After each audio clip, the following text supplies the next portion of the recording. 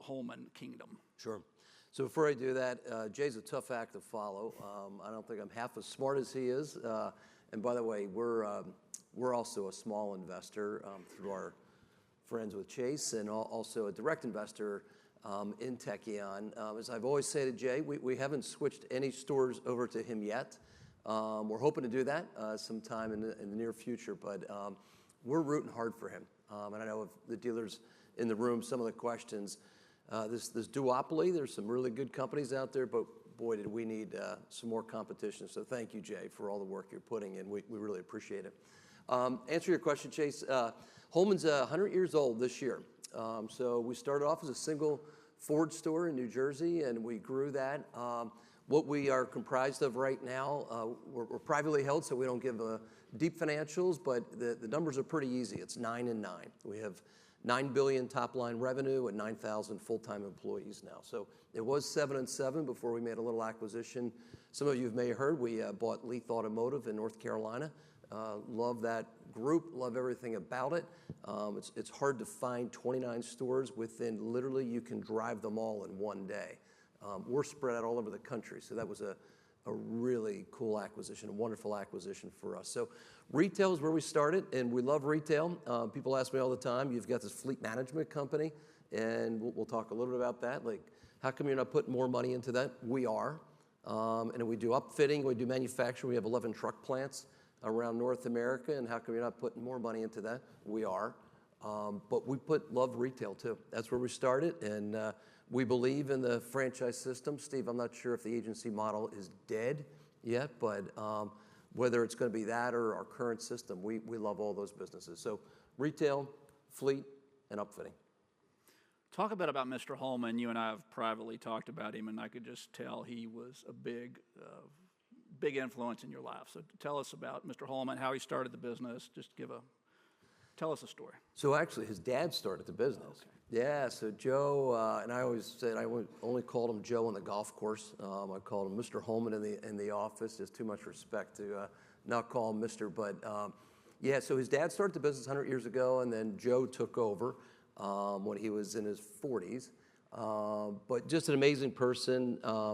It seems like I can't come even, and Mr. Holman's been deceased now for 5 years. I can't come to an event where somebody doesn't come up to me and have a Joe Holman story. So Joe, you and I maybe had a drink or two and toasted to Joe Holman.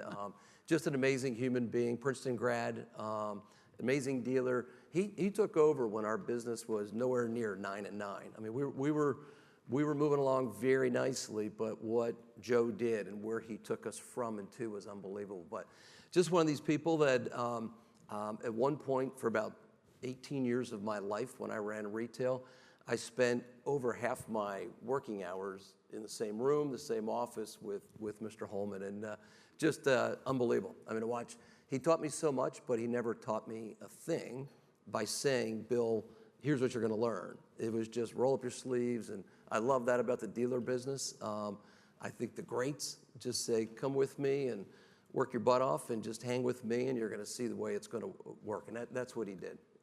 Yeah, so I had front row seat to just an amazing human being, an amazing dealer for 18 years. I don't take that for granted. It was a special time. I love it. So ARI, spend a minute just talking about that business. My guess is a lot of people in this room don't really understand what you're doing there. Yeah, so we 100 years old for the dealership side. ARI started in 1948, and really it was Ford Motor Company came to us and said, we've got these 100 vehicles that somebody needs to lease, and back then, I guess we still have some of that now. It was like that corner office or corner desk in the showroom, and that was the leasing business. Well, we said, hey, let's give it a shot. Let's put 100 vehicles on lease and see what happens. So we started there, and it's grown a little bit.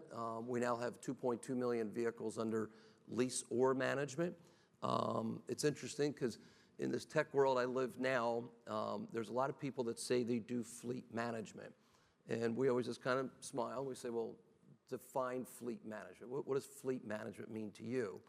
And there's a lot of really cool companies out there that'll basically do a telematics device, plug that in, and then put like a Tableau type analytics layer on top. Really good stuff. That's not what we do. We have 45 different fleet management services. We balance sheet about $8 billion worth of corporate vehicles. So we have a pretty sophisticated treasury group. So starting with the lease and then just cradle to grave, our mantra is we are here to roll up our sleeves, come alongside you, and reduce your TCO, total cost of ownership. So whatever it takes to do that, we'll either do or we partner with people who do. So we'll do everything from sourcing and engineering vehicles. So FedEx, one of the big brag names that is a longtime client of ours, 40 years with us. We do essentially all of their supply chain for sourcing those vehicles. Sometimes it comes through our shops, our upfitting, sometimes it doesn't, but we will handle everything for FedEx. They don't lease vehicles from us, they balance sheet it themselves. Other companies outsource everything, including you talk to my drivers. So we'll do everything you can imagine with a fleet. And again, we have thousands of partners. We have 60,000 repair, collision, you name it, shops, heavy duty trucks, whatever it might be. We turn very few wrenches, but we control the spend from all those shops that do. And then you came up through the stores, right? To talk to us. No, through ARI. Through ARI first, Yep, and then into the stores, running the stores later. Yep. Talk a bit about when you were running the stores. How many stores? What was the...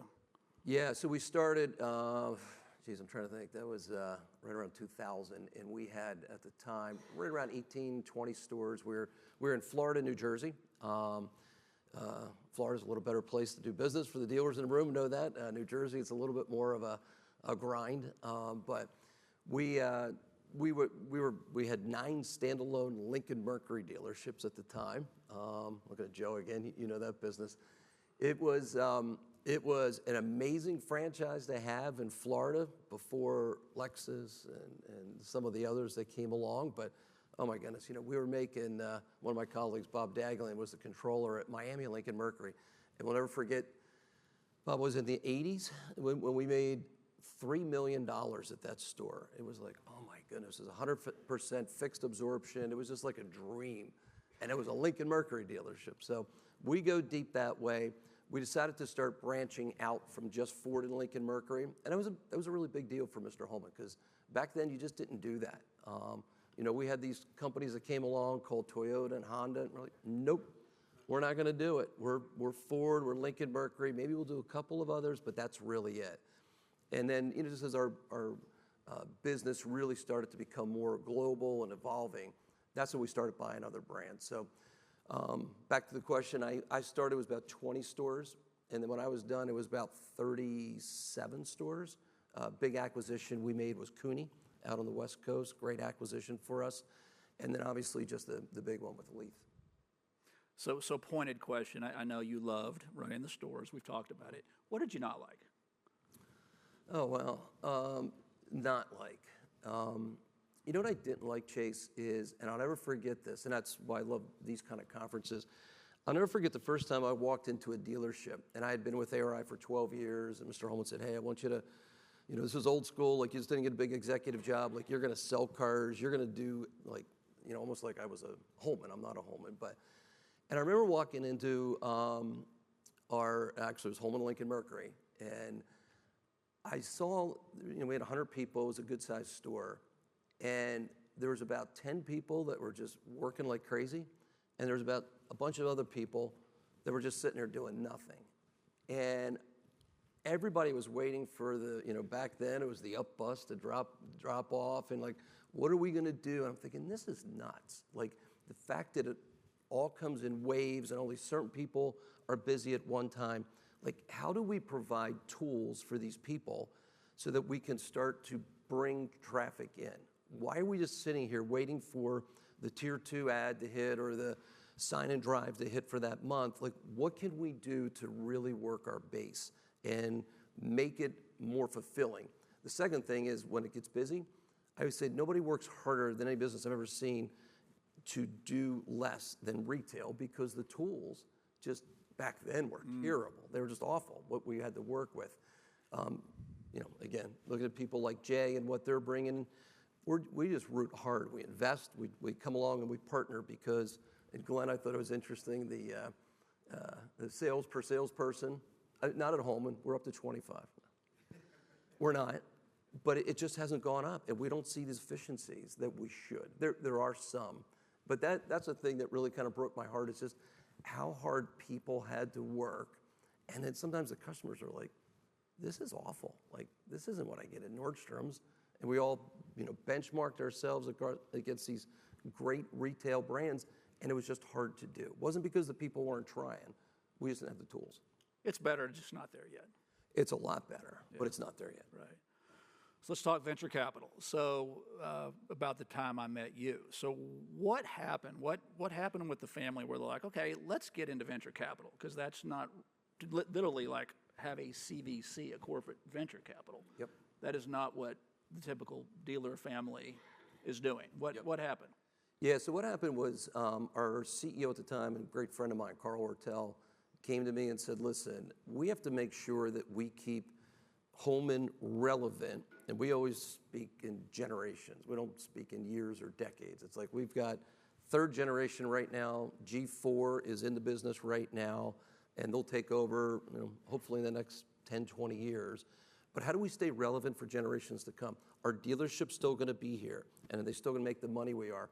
Is fleet still going to be here? I mean, you think that's a stable one, but you look at if Amazon decided to get into fleet, man, that changes our world in a big way. We've competed against GE, we've competed against major multinationals, but man, if they got into fleet and the aggregate of that spend, that scares us more than pretty much anybody else. Again, we'll compete, but it could change. So what do we do to remain relevant? So Carl said to me, listen, you're the guy that knows everybody in the industry. You've got some creative ideas. You've worked in retail. You've worked in fleet. Go out there and figure out what you're going to call it. My good friends at Cox Automotive, who you guys introduced me to, said they had this new ventures group, so we learned about that. But the whole idea was not necessarily to invest just to invest. It was to learn more about what's going to disrupt us, partner with them, figure out, do we come alongside them? Do we, is it, co-opetition, frenemy? What are we going to do with that? And that really was what it was all about, was staying relevant. It wasn't about getting 20% IRR. It was about remaining relevant for Holman. So on that, just advice to some of these dealers in the room about that topic. How are they going to stay relevant? Say it again? How are they going to stay relevant? Yeah, I think the advice that I would give you is, our company might be a little larger than some of yours, and you might say, I can't hire 7 investment people and do all the stuff you guys have done. But what you can do is you can partner with other people. You can partner with us. We talk to other dealer groups. We talk to, believe it or not, I mean, don't think I'm crazy here, but CarMax is one of our closest friends. CarMax Ventures is tremendous. So Terrence, who I know you know Terrence well, we share everything with Terrence. We talk to Goodyear Ventures. We talk to all these other CVCs, and we're constantly comparing. Our own dealer friends call us. We're kind of the outsource, if you will. So, not the name drop, but people like Pohanka, they're really close with us. Don Flo is really close. They'll call us and say, hey, can you look at this company for us? Happy to do it. The only thing is I'd say, hey, I want your opinion too, because this is a team game. And the fun part about venture, and Chase, you've taught me a ton about venture, is it is a team game. It's not sharp elbows, like that's my deal. We want everybody to come in and, club up. Like we just invested in a company named Treehouse, and Assurant Ventures, F&I company, and CarMax also invested. This founder, if he can execute, this company's going to crush it, going to absolutely crush it, because he's got all this business coming in from us. So that's the fun part of it for us, is let's all come together and put this company on the map. So on that, what do you know about VC now that you didn't know when you started? Like is there a big learning, or is there a number of learnings, or what's the? I would say the biggest learning is, I come from the sales and marketing side, but I'm a finance wannabe. I got an MBA, and I know my way around balance sheets and financing. I thought it was going to be way more numbers oriented. I thought it was going to be more like private equity, like quality of earnings and decks and all that. There's a little bit of that, but, and you told me this, there's a golden gut, is what they call it in the VC world. Like, there's a gut feel, like, that guy or that gal is who I want to partner with. And they're all pitching you, and they're all smart and, all these crazy degrees. But having a gut feel about the founder, having a gut feel like, can we really sell this stuff? Who's going to buy this? And what's the market? So we do research, but coming from being a dealer, most dealers have a really good gut for business. And that to me was this like juxtaposition of, wow, you don't have to be a Wharton grad. You don't have to be able to hammer through all these spreadsheets. We have a couple of those in our shop, but we also have guys like Bob and I who've been around the dealership world for a long time, and you just have a gut feel about what's going to work. So on that, moving around a little bit, golden gut. VCs, we don't like to talk about the deals we don't like, Right. and we all have them. What if, because you've done some, I'm guessing, I don't know, but you've... They're all perfect, Jason. They're all perfect. What did you learn from those? Like in general, not calling out any names. To trust your gut. To trust your gut. And if you, actually, Carl and I were talking about, we share a corporate coach, Harry Cohen, and I'll never forget, Harry said to me, Bill, and sorry, we'll make this PG-13, like, if you smell bullshit, you've been in this business a long time, you're really smart. If you smell bullshit, it probably is. And there's times when you hear things and you try to convince yourself, but no, I love this, or it's going to work out, or I can give them all this business. And so I'm going to make them successful, which hubris is the worst thing in this business too, because you're all, we're going to swing and miss. But just to really trust your gut that just didn't feel right. And whether it's the founder, the idea, whether it's things like, the board's not normalized. Okay. So these founders, early stage, they're king. I mean, they do whatever they want, they bring you on their board, but at the end of the day, it's them. And so you really, really have to trust your gut that this is a good person. And when I say trust your gut, we do a ton of research too. I mean, we do social media research. We find out everything we can about these founders because, you taught me this first day is you bet the guy or the gal. You don't bet the idea. It's the founder that counts. Jay at Techion. There you go. Great example. Great example. All right, 2 minutes left. Let's do a couple of questions. What's going to happen with Holman? Like, what's the future of Holman investing? Like, what's kind of next for the family? Yeah, good question. So it's we are going to push a lot more chips on the table, which is what's that mean? Yeah, so we are going to, and this just went through a whole. At Holman, we take our time on things. This is a good 8-month process of what are we going to do next, and what we're going to do next, as you know, is a lot more with you. That's a big part of where we're going. We're also going to do more direct investments. We have 15 direct investments right now. We're going to do more of those. The other part of it, though, that is new to us is we're going to get into the private equity space. And we are partnering. In fact, right now we're getting ready to sign, hopefully by tomorrow. We're making an investment in a private equity firm named Kinderhook. Kinderhook they're about a $2.5 billion fund, Fund 8. The reason there's a lot of great funds out there, they do more blocking and they invest in businesses like us. We're not looking to take any investment. That's not why we're doing it, but they invest in roll-ups of body companies. They invest in roll-ups of some dealer tech. They are cash flowing, but it's more of a lower middle market, if you know that space, growth equity, lower middle market. So specifically not VC, it's just the definition between the two for everybody's benefit. Correct, yeah. VC, obviously not cash flowing yet.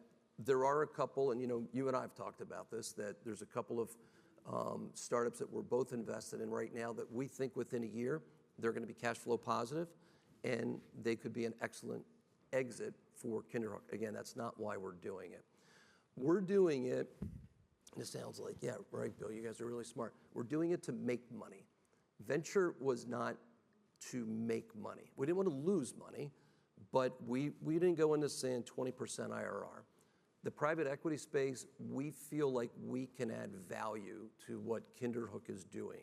They've already come to us, as you well know, Chase, on 4 deals now.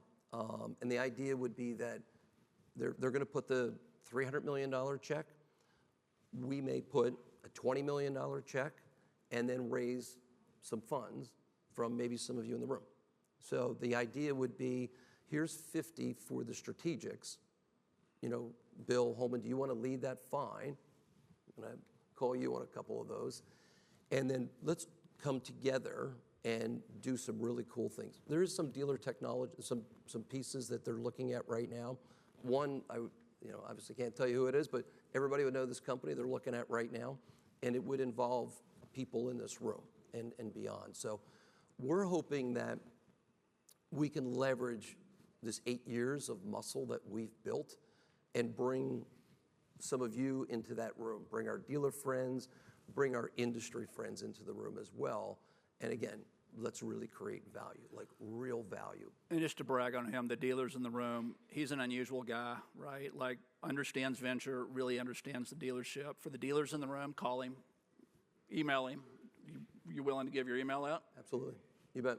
Great. And he's the guy to talk to. He's been instrumental for the growth of our fund. You've been a friend a long time. Thank you for doing this. You're a great partner. Thank you. Well, we totally blew up the agenda, April. I'm sorry about that. But did y'all enjoy that? Was it fun? Well, thank y'all for being a part of it. Thanks, Chase. Thanks, Bill. Thank Good you. to see you. Good to see you.